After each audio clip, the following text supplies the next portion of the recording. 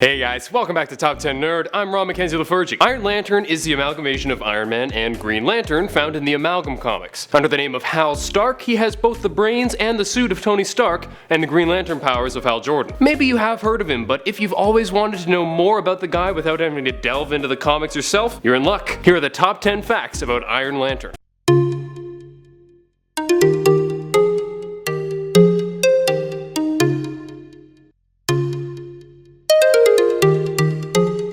Number 10. First, I'll just give a quick origin story for the uninitiated. In this story, Harold Hal Stark was testing a flight simulator when he was whisked away to a dying alien Romanceur at his crashed ship. Unfortunately, Stark crashed himself and was forced to build a life-preserving suit to keep him alive using the alien technology. He used a lantern-shaped battery found in the wreckage to power the suit, which ended up giving him the powers of a Green Lantern, creating any object he could imagine with green energy. Where does this power come from? Well, I'm glad you asked. Number 9. Iron Lantern gets his powers from Oa, the living planet. This has led him to work for Oa in a number of ways, acting almost like the Silver Surfer to Oa's Galactus. The relationship is pretty good, other than Stark getting annoyed that Oa keeps calling him his servant. Stark works as a protector under the supervision of Oa, often bringing villains to the planet to be taken to Oa's prison levels. While he is somewhat annoyed depending on another being for his power, I think we can all agree that the benefits outweigh the drawbacks. Number 8. He depends on a special battery. While the original Green Lantern depends on the power of the Lantern Ring, powered by the central battery,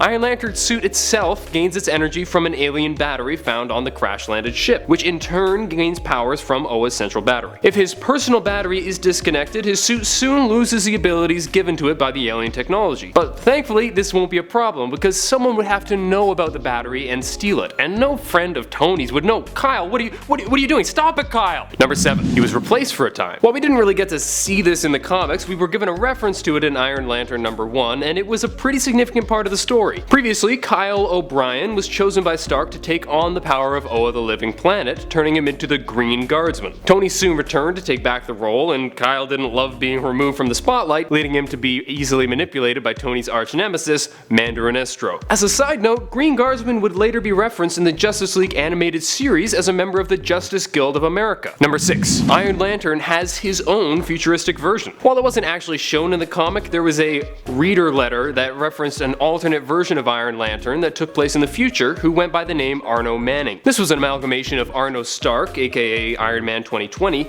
and Paul Manning, an alternate 58th century life of Hal Jordan. While there isn't much we know about it, based on the letter we can figure that it was a cool futuristic version of Iron Lantern, and if past comics tell us anything, futuristic versions of superheroes are just wicked. Number 5. Pepper is the villainous Madame Sapphire. In the Amalgam comics, Pepper is no longer Pepper Potts, but Pepper Ferris, daughter of Senator Harrington Ferris, and employee of Hal Stark. In this universe, after coming face to face with a mysterious gem, she becomes Madame Sapphire, an amalgamation of Pepper and Star Sapphire. It's pretty neat seeing Pepper as the bad guy, and it really makes me wish there were more issues so I could see what the future has in store for Madame Sapphire. Number 4. Iron Lantern pulled an old man Logan on Great White. When Iron Lantern was battling the giant mechanical Great White in space, he suddenly found his power supply cut off because of frickin' Kyle O'Brien. Damn it, Kyle.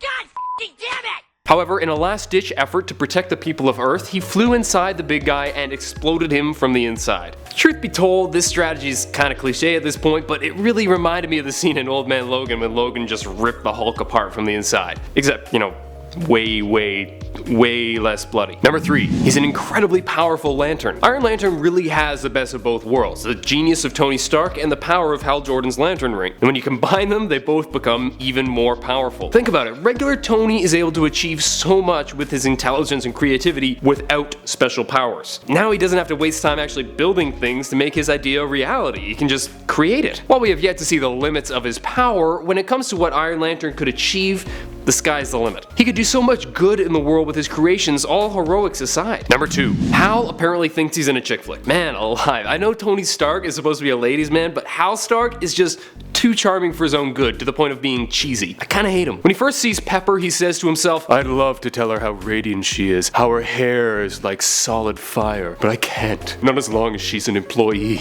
and I'm her boss." Seriously, I can't tell if I'm watching a soap opera or a porno, but either way, it's lame.